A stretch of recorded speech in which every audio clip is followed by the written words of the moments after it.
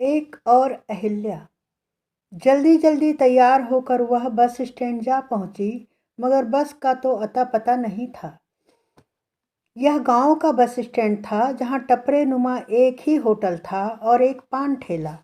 उसने देखा उस राह को जहां से होकर बस को आना था, मगर अब तक बस का कोई अता पता नहीं था। वह ऊप चली तो तालाब की ओर निकल चली। यह गांव का बड़ा तालाब था। वह सीढ़ियों पर बैठ गई। अब जल में उसका चेहरा नजर आने लगा था। कितना साफ है इसका पानी, मगर पहले ऐसा नहीं था। पहले गांव भी तो सोचती वह अतीत में चली गई थी। तब उसकी नई नई पोस्टिंग हुई थी यहाँ। सो अपने काम के बाद ऊब जाती और अपनी ऊब मिटाने के लिए कभी खेतों की ओर तो कभी तालाब की ओर निकल जाती। ऐसे ही एक दिन वह तालाब की ओर गई। दिन डूबने वाला था तो वह लौटने लगी। तभी उसे सामने एक परछाई सी नजर आई। वो उस ओर बढ़ी तो परछाई कुछ साफ हुई। वह एक युवती थी जो घुटने तक पानी में कपड़े धो रही थी। वहाँ घाट नहीं था और न कोई पत्थर।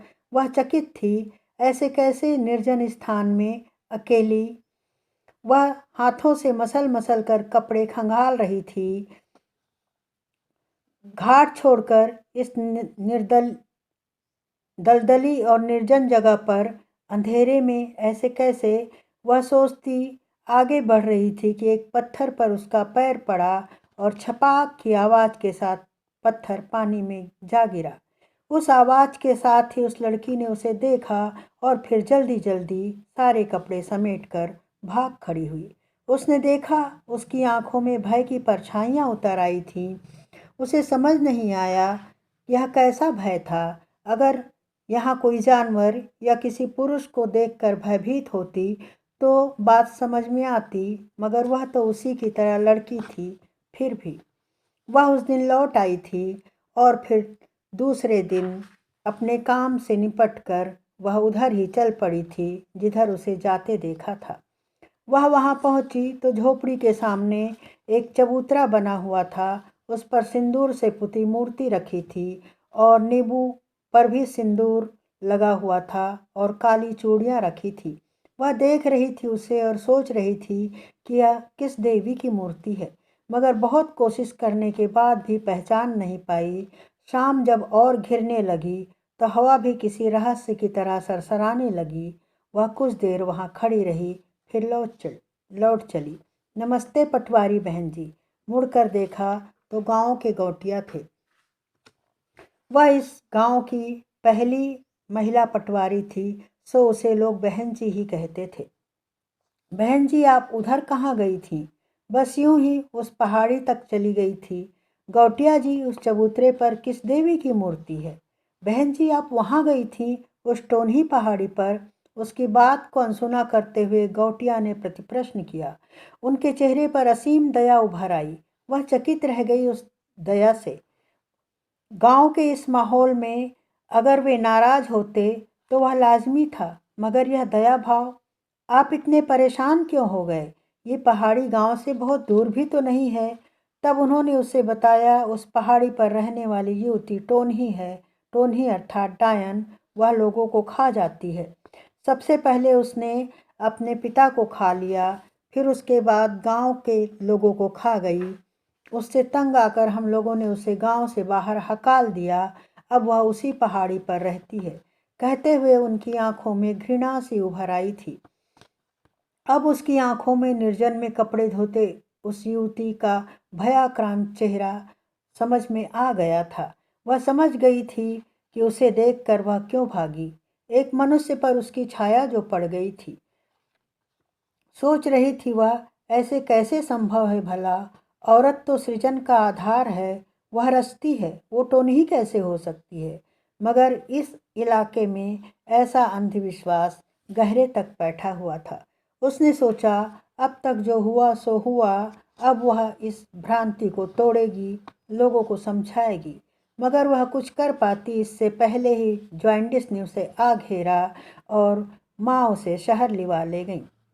वह जब लंबी छुट्टी के बाद गांव लौटी तो उसने देखा गांव के बीचों बीच भीड़ जमा थी। सब खामोश थे।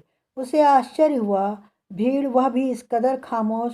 फिर उसने सोचा कोई तमाशा दिखाने वाला आया होगा, तभी तो भीड़ इस तरह से खामोशी से देख रही है। चले देखे भला ऐसा कौन सा तमाशा आया है। और उसके कदम उस ओर बढ़ चले।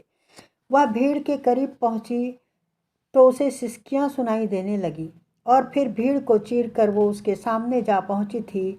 उसने देखा एक आदमी नारियल बुश से बने हंटर नुमा रस्सी से एक युवती को पीट रहा था। रस्सी की मार से उसके शरीर पर नीली नीली लकीरें उभर आई थीं। उसका सारा शरीर धूल धूसरित था। उसके ओठों की कोर से खून बह रहा था। वह उसे पहचान नहीं पाई, सो उसने लोगों से पूछा, ये क्या हो रहा है, इसे ऐसे क्यों मारा जा रहा है। मगर किसी ने कोई जवाब नहीं दिया। तब उसने देखा पास ही परदेसी के लड़के की लाश रखी थी। अब उसके सामने सब कुछ साफ हो उठा था। फिर बैगा का हंटर उसके शरीर को छू पाता, इससे पहले ही उसने उसका हाथ पकड़ लिया। फिर तो चारों तरफ हाहाकार ही मच गया था। उसने धर्म कार्य में बाधा जो दी थी, हाँ, एक टोनही को मारना धर्म कार्य ही तो था। वह जानती थी परदेसी का लड़का कुपोषण का शिकार था, मगर वह किसे समझाती और कौन समझता। उसके विरोध से भीड़ में आवाज़ें उभरी थी, मगर खुलकर कोई सामने नहीं आया था। कारण वह पटवारी थी और गांव के लिए पटवारी सबसे बड़ा अफसर होता है। उसके हाथ में ही सब कुछ होता है। वो जो भी लिख दे वही फाइनल होता है। इसीलिए लोग दबे मुंह उसका विरोध कर रहे थे। यह बात वह जानती थी, सो उसने गौटिया से बात की। उस गांव में वे ही कुछ पढ़े लिखे थे और गांव के मुखिया भी। हालांकि इस अंधविश्वास से वे भी मुक्त नहीं थे, फिर भी गौटिया ने उनकी बात मान ली। उसके पास कुछ दवाएं थी, उसने उसके घावों पर लगाया और अपने साथ लेकर चल पड़ी ताकि वह सुरक्षित अपने घर पहुंच सके।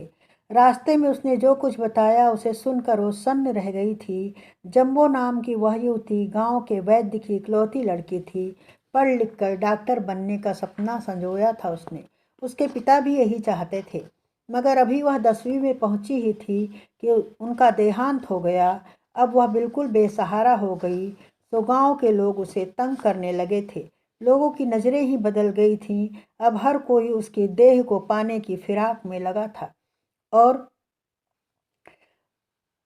कामयाबी न मिलने पर तरह तरह के लांछन लगाने लगा था। अब वो अपने घर में भी सुरक्षित नहीं थी।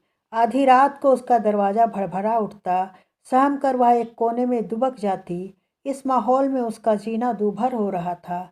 वो सोच नहीं पा रही थी आखिर क्या करे, किससे शिकायत करे।